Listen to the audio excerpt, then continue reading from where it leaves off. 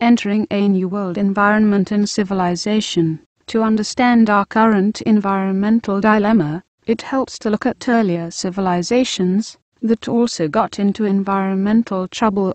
Our early 21st century civilization is not the first to face the prospect of environmentally induced economic decline. The question is how we will respond. As Jared Diamond points out in his book Collapse, some of the early societies that were in environmental trouble were able to change their ways in time to avoid decline and collapse. 6 centuries ago, for example, Icelanders realized that overgrazing on their grass-covered highlands was leading to extensive soil loss from the inherently thin soils of the region. Rather than lose the grasslands and face economic decline, farmers joined together to determine how many sheep the highlands could sustain, and then allocated quotas among themselves, thus preserving their grasslands. The Icelanders understood the consequences of overgrazing and reduced their sheep numbers to a level that could be sustained. The wool production and woolen goods industry continue to thrive today. Not all societies have fared as well as the Icelanders. The early Sumerian civilization of the 4th millennium BC had advanced far beyond any that had existed before. Its carefully engineered irrigation system gave rise to a highly productive agriculture, one that enabled farmers to produce a food surplus, supporting formation of the first cities. Managing Sumer's irrigation system required a sophisticated social organization. The Sumerians had the first cities and the first written language, the cuneiform script. By any measure it was an extraordinary civilization, but there was an environmental flaw in the design of its irrigation system, one that would eventually undermine its food supply. The water that backed up behind dams built across the Euphrates was diverted onto the land through a network of gravity-fed canals. As with most irrigation systems, some irrigation water percolated downward. In this region, where underground drainage was weak, this slowly raised the water table. As the water climbed to within inches of the surface, it began to evaporate into the atmosphere, leaving behind salt. Over time, the accumulation of salt on the soil surface slowed the land's productivity. As salt accumulated and wheat yields declined, the Sumerians shifted to barley, a more salt-tolerant plant. This postponed Sumer's decline, but it was treating the symptoms, not the cause, of their falling crop yields. As salt concentrations continued to build, the yields of barley eventually declined also. The resultant shrinkage of the food supply undermined this once great civilization. As land productivity declined, so did the civilization. Archaeologist Robert M.C.C. Adams has studied the site of ancient Sumer on the central floodplain of the Euphrates River, an empty, desolate area now outside the frontiers of cultivation. He describes how the tangled dunes, long disused canal levees, and the rubble-strewn mounds of former settlement contribute only low, featureless relief. Vegetation is sparse, and in many areas it is almost wholly absent, yet at one time, here lay the core, the heartland, the oldest urban, literate civilization in the world. The New World counterpart to Sumer is the Mayan civilization that developed in the lowlands of what is now Guatemala. It flourished from AD 250 until its collapse around AD 900. Like the Sumerians, the Mayans had developed a sophisticated, highly productive agriculture, this one based on raised plots of earth surrounded by canals that supplied water. As with Sumer, the Mayan demise was apparently linked to a failing food supply. For this New World civilization, it was deforestation and soil erosion that undermined agriculture. Changes in climate may also have played a role. Food shortages apparently triggered civil conflict among the various Mayan cities as they competed for something to eat.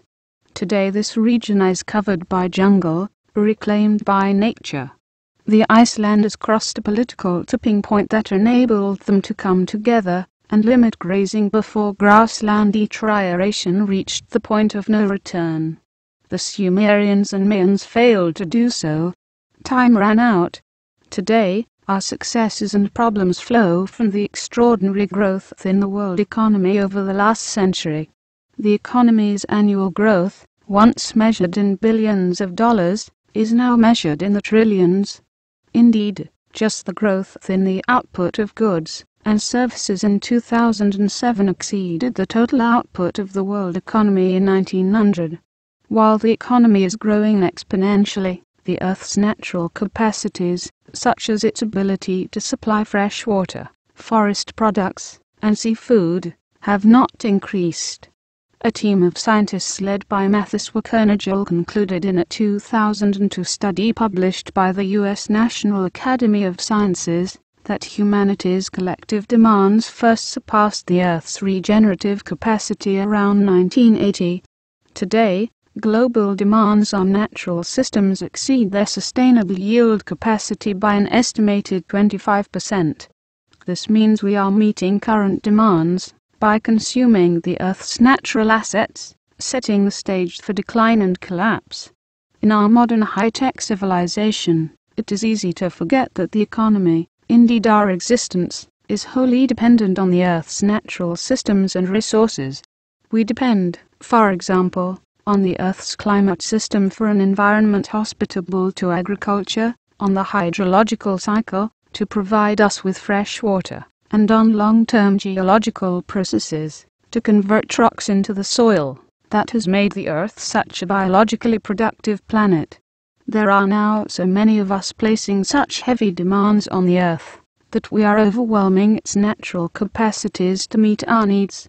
The Earth's forests are shrinking. Each year overgrazing converts vast areas of grassland into desert. The pumping of underground water exceeds natural recharge in countries containing half the world's people, leaving many without adequate water as their wells go dry. Each of us depends on the products and services provided by the Earth's ecosystems, ranging from forest to wetlands, from coral reefs to grasslands. Among the services these ecosystems provide are water purification, pollination, carbon sequestration, flood control, and soil conservation. A 4-year study of the world's ecosystems by 1,360 scientists, the Millennium Ecosystem Assessment, reported that 15 of 24 primary ecosystem services are being degraded or pushed beyond their limits. For example, 3/4 of oceanic fisheries, a major source of protein in the human diet, are being fished at or beyond their limits, and many are headed toward collapse. Tropical rainforests are another ecosystem under severe stress, including the vast Amazon rainforest. Thus far, roughly 20% of the rainforest has been cleared either for cattle ranching or soybean farming. Another 22% has been weakened by logging and road building, letting sunlight reach the forest floor, drying it out, and turning it into kindling. When it reaches this point, the rainforest loses its resistance to fire and begins to burn when ignited by lightning strikes. Scientists believe that if half the Amazon is cleared or weakened, this may be the tipping point, the threshold beyond which the rainforest cannot be saved. We will have crossed the tipping point, with consequences that will reverberate around the world. Amazonian ecologist Philip Fernside says with every tree that falls, we increase the probability that the tipping point will arrive. Jeffrey Lean, summarizing the findings of a symposium on the Amazon in The Independent, says that the alternatives to a rainforest in the Amazon would be dry savanna at best, desert at worst. Daniel Nepstead, an Amazon-based senior scientist from the Woods Hole Research Center, sees a future of megafires sweeping through the drying jungle. He notes that the carbon stored in the Amazon straws equals roughly 15 years of human-induced carbon emissions in the atmosphere. If we reach this tipping point, we will have triggered yet another climate feedback, taken another step that could help seal our fate as a civilization. The excessive pressures on a given resource typically begin in a few countries, and then slowly spread to others. Nigeria and the Philippines, once net exporters of forest products, are now importers. Thailand, now largely deforested, has banned logging. So has China, which is turning to Siberia and to the few remaining forested countries in Southeast Asia, such as Myanmar and Papua New Guinea, for the logs it needs. A similar situation exists with fisheries. At first only a few fisheries were under excessive pressure, mostly in the North Sea, off the east coast of North America, and off the coast of East Asia. Now, with fishing fleets replete with factory processing ships and modern technologies, overfishing is the rule, not the exception. In the absence of intervention, the decline in scores of fisheries will culminate in collapse. Some, such as the cod fishery off the coast of Newfoundland and the Atlantic tuna fishery, may never recover. The Chilean sea bass fishery in the Southern Ocean and the sturgeon fishery in the Caspian Sea may also be approaching the point of no return. As wells go dry, as grasslands are converted into desert, and as soils erode, people are forced to migrate elsewhere, either within their country or across national boundaries. As the Earth's natural capacities at the local level are exceeded, the declining economic possibilities generate a flow of environmental refugees. While the continuing erosion of the economy's environmental support systems has convinced environmentalists, natural scientists, and others of the need to restructure the global economy, many others are not yet convinced. What is happening in China may change their minds. China. Why the existing economic model will fail. For almost as long as I can remember we have been saying that the United States, with 5% of the world's people, consumes a third or more of the Earth's resources. That was true. It is no longer true. Today China consumes more basic resources than the United States does. Among the key commodities such as grain, meat, oil, coal, and steel, China consumes more of each than the United States except for oil, where the United States still has a wide, though narrowing, lead. China uses a third more grain than the United States. Its meat consumption is nearly double that of the United States. It uses 3 times as much steel. These numbers reflect national consumption, but what would happen if consumption per person in China were to catch up to that of the United States? If we assume that China's economy slows from the 10% annual growth of recent years to 8%, then in 2030 income per person in China will reach the level it is in the United States today. If we also assume that the Chinese will spend their income more or less as Americans do today, then we can translate their income into consumption. If, for example, each person in China consumes paper at the current American rate, then in 2030 China's 1.46 billion people will need twice as much paper as is produced worldwide today. There go the world's forests. If we assume that in 2030 there are 3 cars for every 4 people in China, as there now are in the United States, China will have 1.1 billion cars. The world currently has 860 million cars. To provide the needed roads, highways, and parking lots, China would have to pave an area comparable to what it now plants in rice. By 2030 China would need 98 million barrels of oil a day. The world is currently producing 85 million barrels a day, and may never produce much more than that. There go the world's oil reserves. What China is teaching us is that the Western economic model, the fossil fuel-based, automobile-centered, throwaway economy, is not going to work for China. If it does not work for China, it will not work for India, which by 2030 may have an even larger population than China.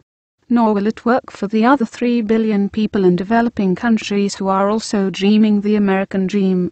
And in an increasingly integrated global economy, where we all depend on the same grain, oil, and steel, the Western economic model will no longer work for the industrial countries either. The overriding challenge for our generation is to build a new economy, one that is powered largely by renewable sources of energy, that has a much more diversified transport system, and that reuses and recycles everything. We have the technology to build this new economy, an economy that will allow us to sustain economic progress? Can we build it fast enough to avoid a breakdown of social systems? Mounting stresses. Failing states fail when national governments lose control of part or all of their territory and can no longer ensure the personal security of their people.